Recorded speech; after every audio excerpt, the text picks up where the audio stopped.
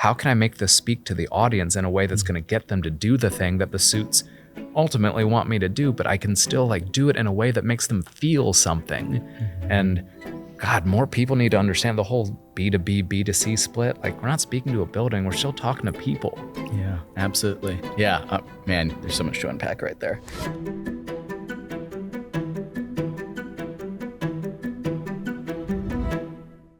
Hey everyone, my name is Sean Donnelly. I am the creative director at Corduroy Media, and we're filming here at our beautiful studio in Oakland, California today called Mama Dog Studios.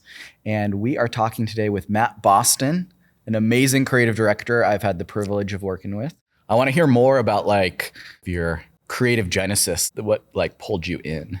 I knew in my bones that I always wanted to do something creative, even when my brain was saying no. Like, I was taking every art class. I wanted to be in drumline. I wanted to do all these things, and everyone was like, no. Like, you know, my dad's from Hungary. He, his work ethic was built in like, nope, you have to work with your hands. You have to do these certain things because anything in the arts isn't viable for your future. So yeah, like I worked. I was playing any instrument that I could. In every art class that was available as an elective, I took it, and like, I did it because I enjoyed it, but I did it because I enjoyed it because I didn't think I'd make a career out of it. I lied to my parents and I said that I was getting a business degree, but I walked in undeclared, and like 2 years into college, I was like, graphic design's my thing.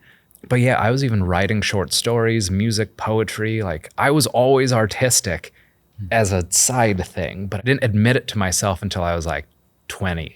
That I was like, fuck, this is like what I want to do. So you felt like you kind of had a natural like aptitude or gift to just the creative way of thinking. Yeah. And it's funny because like as you get older, you go through therapy and stuff like that, and you realize that like people who grow up with like abuse or trauma tend to be more creative.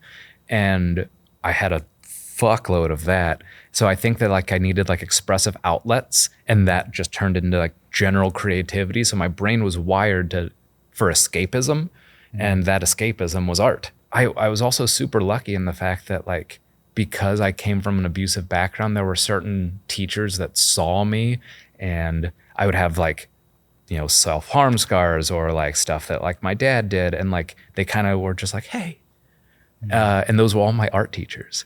I like, coincidentally or not, I have no idea, but yeah, it was like my art and music teachers that were like a little more keen to what was going on. I feel like that is part of like the artistic and creative soul is like at its core, I feel like is empathy. Yeah. Like so much of what like the creative world is. And I feel like the most successful people, I'm sure when you feel most successful, when I feel most successful, it's like, it is like this really pure source of empathy. Yep. And so I think you recognize that in other people. Yeah. And what people don't realize is that artistic interpretation is actually the thing that moves people to make decisions. It's why we do art. So like the big difference between art and design in my perspective is art is meant to make you feel something.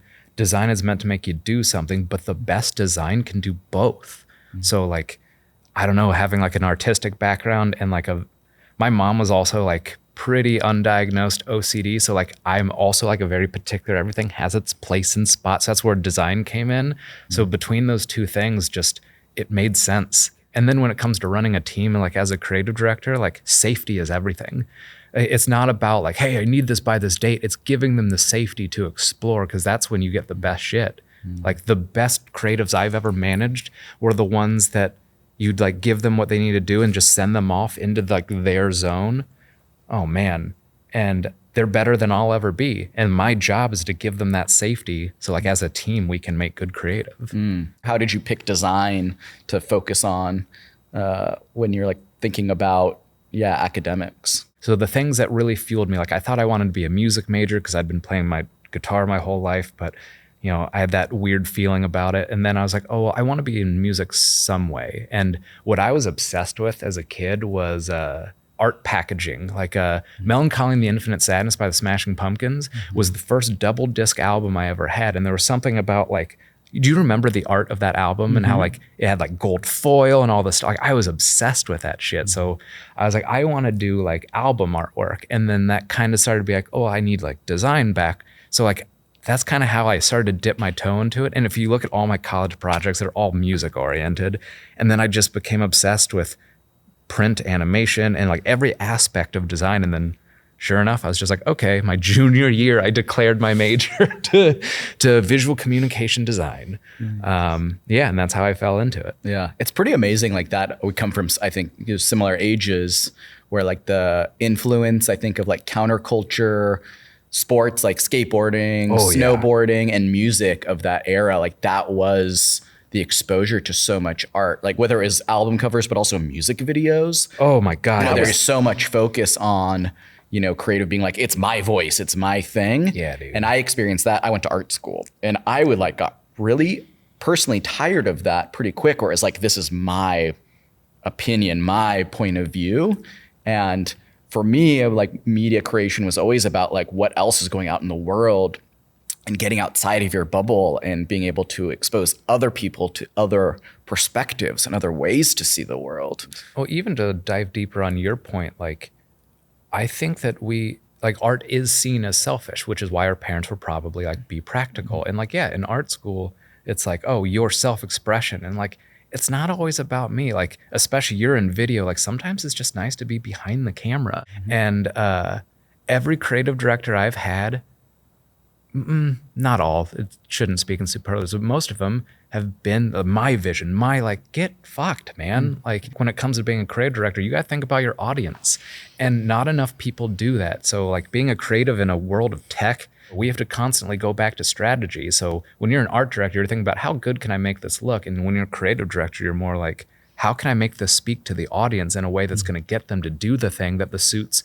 ultimately want me to do, but I can still like do it in a way that makes them feel something. And God, more people need to understand the whole B2B, B2C split. Like we're not speaking to a building, we're still talking to people. Yeah, absolutely. Yeah. Man, there's so much to unpack right there. You just dropped so much, like so many nuggets. Sorry, like, word vomit. Like, where do I start there? No, it's like we can talk 3 hours about what you just said. So like when it comes to B2B versus B2C, like it does, obviously there is like such a split, I think, in a lot of the ways that like marketing sees those worlds. Why do you think that is? And do you feel like that's actually like changing or shifting right now? I can only speak subjectively. I don't think that it's shifting, but it desperately needs to. There are so many creative companies that like I'm influenced by, that they put the audience first, and it's almost like a little bit of entertainment. And when it comes to like the B2B, B2C split, like it's no such thing. I have this corny expression that I've picked up through my years, but like what's halfway between your brain and your wallet? It's your heart. If you get the heart, you'll get both. So when you're talking about like top of funnel or awareness stuff, it's like everybody worked on the product or the thing you're talking about. Like, oh, talk about how fast it is. Talk about how good it is. Like, no, what problem does it solve? Like, how does it make your life easier? Why do you think no one's been able to like go on that journey? Or I'm sure people have tried, and we've worked together on projects where we do it like with one piece of content, it's harder to roll it out in a really big, large campaign that lasts many, many years to bring that level of the conversation up to that level. But why do you think that it hasn't quite happened yet? Oh man, I'm gonna try not to get too philosophical or anything, but the people who call the shots, I think that they are high enough that they've lost the vision. Like we've talked about the fact that like empathy is a big driver, but I think about the people who actually sign the paychecks and say like, hey, I needed to do this thing. And as it trickles down the line, like there's an idea of fear. Like we don't actually think with like brand at the forefront or values at the forefront. It's especially in B2B, it's all about the technology and the engineers. And this is where I get super frustrated sometimes, where it's like the thing that sits under my skin so much is that if I take somebody with a bachelor's of engineering and I stand them next to somebody who has a Bachelor of Arts or literature or something, and you say like, hey, who do you respect more? Who do you think is smarter? People immediately go to the engineer. And don't get me wrong, like I could never do what they do, but what people don't remember is that they can't fucking do what I do. They lack, like it's literally in our brain chemistry. We talk about left brain and right brain. The people who make decisions are on the left brain because they're worried about the speeds, the feeds, the business value. Like to spend money on an emotional idea is terrifying and they are scared because it's a risk. But so everybody plays it safe, but now we're in this lack of differentiation where everything just looks and sounds the same, this milquetoast bullshit, and it's out of fear. If we can just take a risk, we'll get remembered, even if we fail. Yeah, definitely. Cool. Let's talk about your role and being a creative director. What do you think a creative director is? I mean, the definition of a creative director, I think, especially now, ranges so dramatically. Yeah. Depending on the company and how big it is and who you talk to. Depending on, is it hands-on, hands-off? Are you managing a huge team? What do you think a creative director is, and what value do you think they bring? I've been one for a while, and even when I was like at ACD or art director level, like as I climbed up, it seems like you go more towards the strategy, because having good strategy is what sells a good creative idea. And the good creative idea doesn't always come from the creative director. Sometimes it comes from, the lowest designer on or a junior copywriter. And ideas are fragile, and like the creative director needs to take that baby bird and carry it all the way through, because again, all of this stuff is risk, right? You have to mitigate risk and build a strategy around a beautiful idea. And again, that's giving your team the safety to do zany ideas, and it empowers them to continue to think in that creative way, knowing that there's crazy stuff won't get shut down. But you take that idea and you build the strategy around it, because you are the bridge between the people who will say yes and the people who will make it. And that's so much of what I view my role has become. And it's scary, like pushing for a great idea, knowing that everything that you're pushing for is a risk, and you have to strap it on. You have to go in like, hey, this is the best idea. And did you ever watch Mad Men? Of course, yeah. Okay, so I think that showing multiple ideas is weakness, like Draper did. I think that if the strategy is right and it's one really good idea and you can walk them through all the reasons why it's the best idea, you're going to get a better result, because they might nitpick parts of the strategy because that's, their world. But then the end result can then adapt and still be great. You show them 3 ideas, 3 strategies. Why do you have 3 strategies? They're going to like try to Frankenstein them all into one, and then you've lost your strategy, you've lost your audience, you've lost the idea. So that's what I do. I try to move the marketers, the CMO, the CEO, depending on how big the project is, to see the vision and the strategy, and how like we thought about everything. We are just as viable business partners to you as the marketing team, as the sales team, as the CTO. We're just a different way of doing it. So like I need to show everyone at the C-suite that creative is as important as the engineer.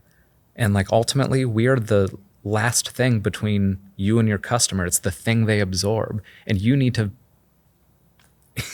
you got to give it the respect it deserves. So counterculture punk rock me, you can imagine me going in, and I have a mohawk under this hat. But yeah, I sell really big ideas to very staunch people. And yeah, that's what I would say, that I like to be the creative director that I always want to be, because this will be tattooed somewhere on me before I'm dead. But like, be the person you needed when you were younger, because it's not about me. Sorry, that's a long tangent. No, that's really good advice. I just want to put a footnote to the audience that I have pitched Matt 3 concepts multiple times for different projects. And now I know what he was thinking during those pitches. So noted. Sorry. I find it really tricky to do the like one pitch, because even when I'm like, this is by far the best, this is the best idea, so many other people are going to have a different perspective because our work is so subjective. Sure. So anyway, it's just it's an interesting thing. Well, it's funny that it's seen as subjective, when I like going in with one, and instead of going, what do you like about it? Like, what are the holes in this strategy with this approach? Because again, you can fix the holes, but if they have other options, they're going to try to like pick through it. And I work with a bunch of engineers now, and they'll always start with, I'm not a creative, and I don't really understand creative, but then shut the fuck up. Shut the actual fuck up. Because like, I don't come into your engineering meetings like, oh, I don't understand engineering, but like, and all opinions are valid, and feedback is a gift, but only in creative do they come in as non-experts with authority to change things. Like, you would never see that in another field. And I get so fucking butthurt about it, where it's just like, you just admitted your own inadequacies, but you're still making me do things because you think it's subjective. But like, we did the research, we understand the persona, we know the brand better than anyone else, we know how this will resonate with people, but you're just scared because. Well, it goes back to the 3 pitch idea, because I think a lot of times, speaking from experience, we put in a safe idea just to like make sure you get it. And you know, it's like, oh, they picked the safe idea. They always do. They Of always course, will. You know, because you just want the head nods, of course. Okay, so back to navigating the idea. So come up with a strategy with your team, got a great idea, you feel like it's really airtight. What are your strategies and ways that you shepherd that idea through with, with the leadership you have to work with that might not think in the same way? This is going to be a slight diversion. Hopefully this is usable, but I think getting my team to think more like them also helps, because when you're a junior designer, junior writer, you tend to think like, oh, I think this is really neat. And I always be like, I agree that this is really neat, but it's not you that's saying it. Like, how would the brand take this idea and sell it? Because that ultimately makes my job easier. So if I don't fuck with, designers that don't think about brand first. When self-expression is more important than like the greater brand expression, it's like trying to shift them into that mindset. And ultimately that makes the sell easier, because my team needs to know that brand like in their veins. Like, if you're an internal employee, you should know it. And I did, 12 years of agency. And even then it was just like, how would Sonic Drive-In say this?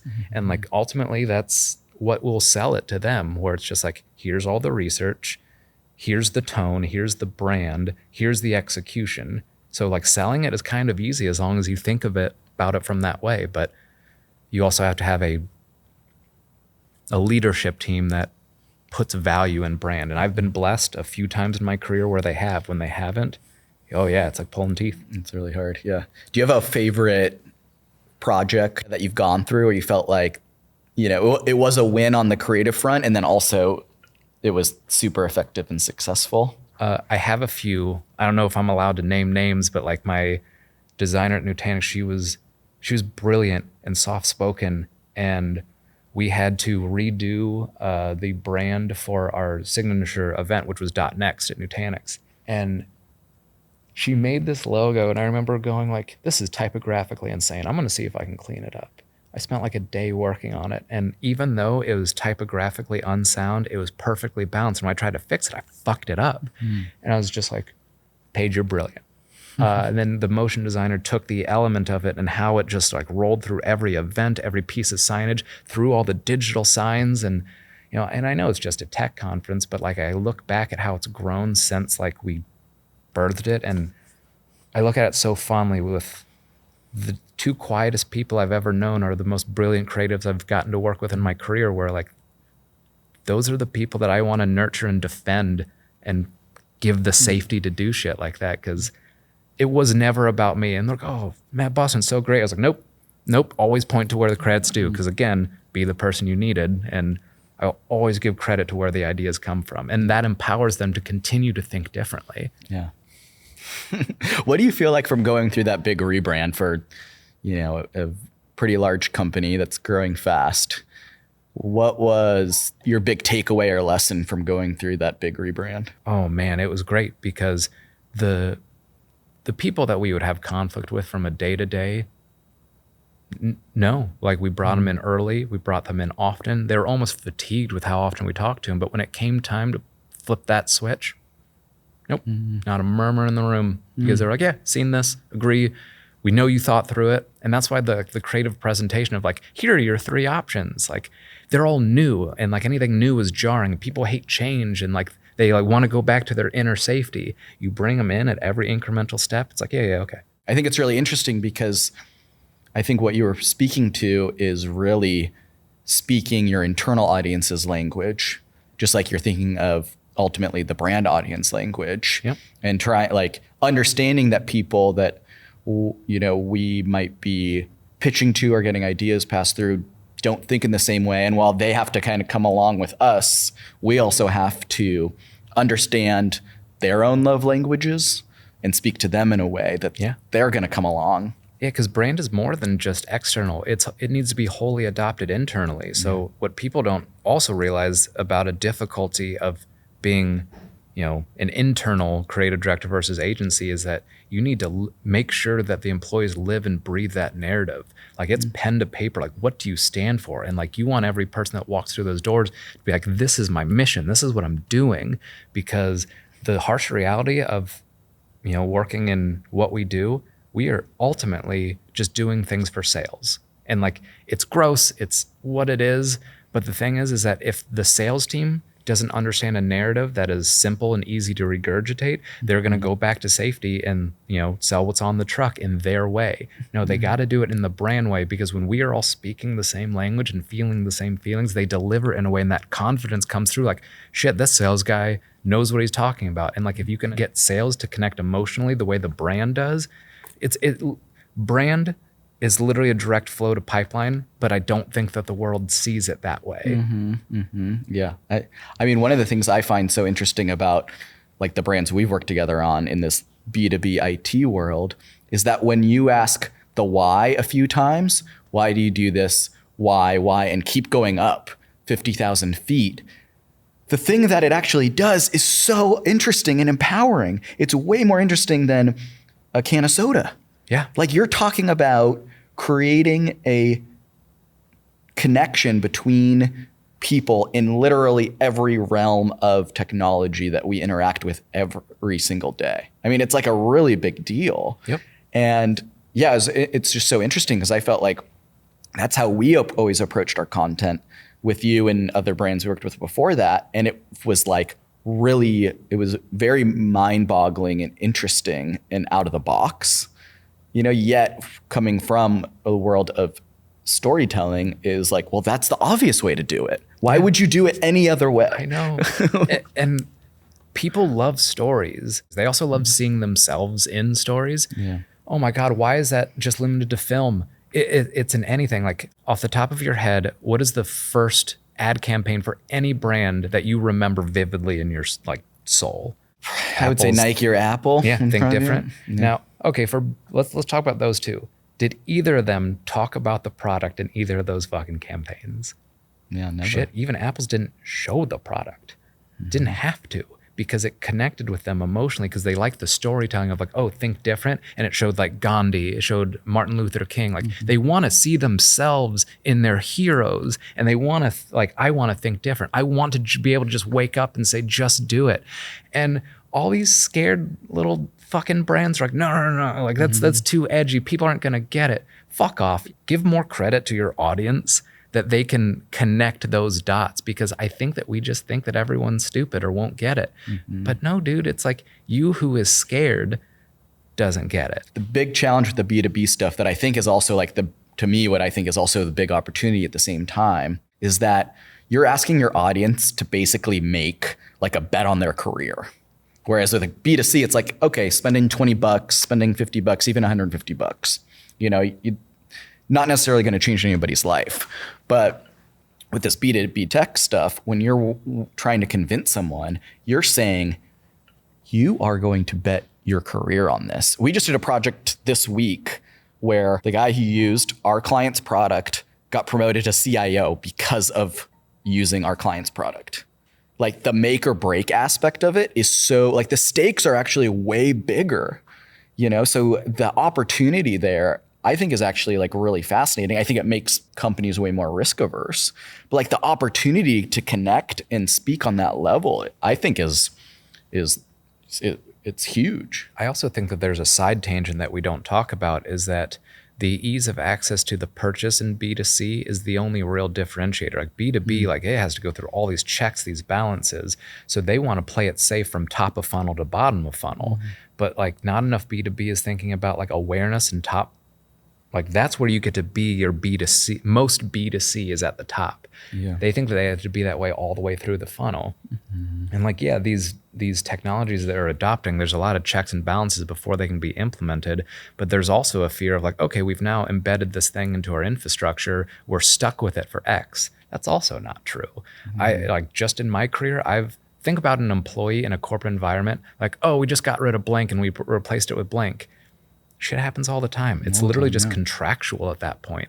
So yeah, like B2B stuff can change the business, and they're super risk averse because they think there's a level of permanence to it or it has to go through all this. It's just having a brand that's wide enough to be able to capture people at each stage of the funnel and all parts of your personas. Because when you capture them at the top, they'll naturally find the customer journey into like their little slots and things. But it's not as risky as people think that it is to just make good creative and get them through there. Yeah, yeah. Okay, so leading a team. Let's talk about that for a little bit. What are your philosophies for creating a team and motivating them to do their best work? That's a great question. So you went to art school and you understand like I want to find people who have equal and opposite talents that it's almost like a competition where like I don't know if that's just the way that I'm fueled, but I am bettered by trying to one up somebody else. So especially in like a video sphere, like if you find somebody who's like all he's ever done is post production, he does a little bit of pre, but then you find somebody that's mostly like pre and production, but does a little bit of post, like there's an overlap there, and then they can learn from each other, but also they're gonna be like, shit, like that was really, I want to see if I can do better than that. So like I've run video teams, design teams, and I try to just find, like when I walk into any new place, I'm like, hey, what do you think is your best thing? These are the things I'm best at. Layout, typography, like I'll go into all my things, but I can't draw myself out of a wet paper bag. So I try to get to their vulnerabilities so they can just be like, I'm not good at blank. So that way I know how to fill those gaps. I don't do sports either, but a football team, like you don't want everybody that does the same thing really well. Yeah, sure. So you try to find their pockets and their vulnerabilities and insecurities and build around it. So that way their insecurities get leveled up. What about creating like cohesion with that team? How do you go about, making sure that they're all working together and collaborating and putting out the best work? I think a lot of that is maybe it's just because I've been blessed with hiring correctly. I'm not good at much, and I say this all the time, I'm not good at much, but one thing is that like I read people almost instantly. And like, as I've gotten older and gone through therapy and learned why that is because I was a hyper vigilant kid. Cause when you never know the type of parent you're going to have at any point of day, you have to really read nuanced things. And it's impossible to turn off now that I'm an adult. But through the hiring process and like running a team, like that hypervigilance gets me like, okay, I can see what type of person that is. And getting them to work together is figuring out how to work with them individually and get them the safety to get the best product. And they naturally open up. And like maybe it's just the huge empath in me, but that's like when I have one-on-ones with my team, like I don't care about the thing you're working on. Like, how are you feeling? Like how am I doing as your manager? What can I bring to you to make sure you're doing your best work? And one of my video producers, like I swear he's probably so tired of me asking him that question, but I know he's going through it at home, and he always reminds me like, no, like things have been so different since you've been here, and I feel like I'm a better dad or like husband because like I know that you care enough to give me that space. So when people can just come into work like that, it's natural collaboration because all ulterior motives are gone. It's just like, hey, let's make the best thing together. Yeah, that's really powerful, man. That's just the way that we should treat people. Like why is that not the standard? Like, I know that this is a famous saying, but I heard it from my mom first, was that you never know what somebody's going through. So like, try to like peel that layer first before you like get to the inner. And it wasn't until I was older that I saw like the power of that. And like, I started to like implement it as I went through my own things. But yeah, that's just the standard that we should be. Yeah, that's awesome. Let's talk about like going forward a little bit. What do you see as, obviously, like this industry is going through some pretty dramatic changes and shifts, has been for the last few years, but always is dramatically shifting. What's your prediction for like the future of like the creative professional? What does it look like? So I should probably go on record and say that I've always loved technology, but I haven't always been a like B2B tech creative. That's come over the last, Pinterest, Workday, Nutanix, and now where I'm at now. So probably like, 8 years or so. I think that AI is going to change a lot, but people think that AI is going to replace creative. It's not. The biggest change that needs to happen in the creative field is how to work with it, because being on your high horse about AI isn't going to save you. But the one thing that I will say is that the suits never understood creative to begin with. So they think that they can automate it via AI. They are going to fail, because what people forget is that art, creative, copywriting, it's a humanity. It's literally, you go to a school for humanities. Like, AI can't replicate that. And as we get more saturated in AI output, the more we're going to yearn for like the connection of real. So when it comes to AI, don't think about it from like, oh, it's going to replace me. Like, how can you use it to make yourself better? And so much of that is just in the efficiency of your output. So yeah, I think that's going to be the biggest thing, is like, there's so much fear in the creative community around AI. And like, I would politely ask you to, like, it's not going to save you. Like, you're just going to be this begrudging old artist sitting and you're like, nobody's buying your shit if you're just like, no, I can't do it. You got to think how it can make you better, smarter. Like, I don't use it for idea generation much, but when I do, it's like it gets me out of the box. So that way I can make the thing that I wanted to make because I had some kind of block. Yeah. And, like GPT and stuff, it's not always going to help, but if you can learn how to talk to it, like the future is going to be based around the people that can communicate with AI properly.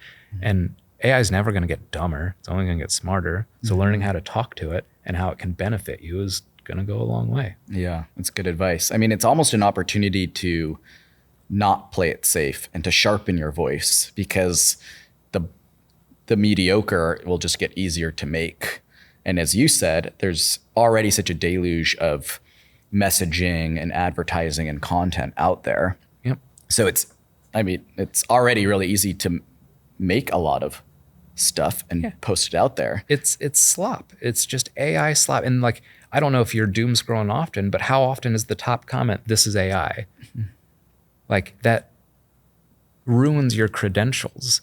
Like, yeah, like, and companies are going to learn that really quick. They're going to learn like, oh yeah, we made this thing with AI, and the negative results are going to be like, like, fuck this, you cut out real creative. Like, I don't think anybody's getting that deep, but like, like, brands need to be genuine in their output. So like, as I work for big companies, like, oh, I'm just going to use AI to do it. I'm like, the fuck you are, because that's our brand credibility right there. Yeah. I mean, it goes back to like the brand being what you say and what you stand for and what values you put out there, and people want to associate with that. I mean, it does seem like an invitation for human storytelling to only become more important, because it's like, now you can make the pink flying elephant like it's not special or interesting anymore. Yeah, because how bored are people in Hollywood of like, another sequel or another, like, and that's like, they're doing sequels because it makes them money. It's a low effort, but they're also leveraging the brand of that series or sequels or whatever. But yeah, nothing's new anymore because creatives aren't creating. Like, yeah. So what's your to like creative professionals out there, what's your any advice, big takeaways? Doesn't have to be about AI, but just in general, like, how do you move through the world to be the most happy and the most successful doing this work? Ooh, I am a basket case of anxiety, but I tend to just go for broke all the time, and I don't let the no's keep me down. And I think that throughout my career, that weighted on me, where it's like, why doesn't anybody like get it? Like, the second you give up, people stop fighting. Like, and that's not just at creative director level. It's just like, you have to fight every day, because it's like, people don't understand. And I use the term fight. It's not an actual like malicious, like, hey, put your dukes up, but like, bringing them along. Like, you have to make that journey for people to understand how to do this. And I wish that I had known that younger, because like, I think I was just more adversarial when I was younger, because I was this little punk rock kid that had something to prove. And I mean, you do ride a motorcycle. Yeah, I mean, and a Harley. Yeah, who would have thought that would have been the bike that I would have gotten? Yeah, moving across the country was the freedom that I needed to be my true self, away from all the baggage and stuff like that. But yeah, the motorcycle just amplified that. Yeah, it's fucking wild that I am this person. Like, if 15-year-old me looked at 37-year-old me, no way. Yeah. would not be able to bridge that gap. Yeah. I think a lot of people can relate to that. Of course, we go through a lot of evolutions Yeah. as humans.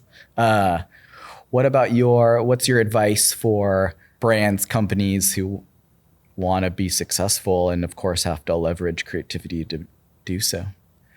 This is going to be probably the most controversial thing I say. You have to separate brand from marketing. Like if I could look every CEO in the face and say, like, if you think that brand and marketing should sit together, you are wrong, because you are diametrically wanting different things. Marketing wants to appease sales, and sales wants short-term incremental wins to show growth. Brand is long-term, always has been, always will be. And if you are trying to stick brand under marketing with the same objectives, you will fail. You need long-term brand value, and you should have a chief brand officer and a chief marketing officer report to the CEO and be separate, because so much of my career I've wasted time just having that argument. And it's not that marketing is wrong. Like, they just don't understand brand, and brand understands what marketing wants, but we have separate goals. Yeah, totally separate goals. I mean, one's very short term, and the other one is looking out for the long haul, and both are Right. Both are necessary. Yes, you need both, but they are not subservient to one another. They're completely separate. So like, if I get fired for this, I'm sorry. It's our fault. You can work here. Hey, yeah, I would love to work I don't know if here. we can afford you, but Yeah, living in the Bay Area is not cheap, but you guys are doing all right.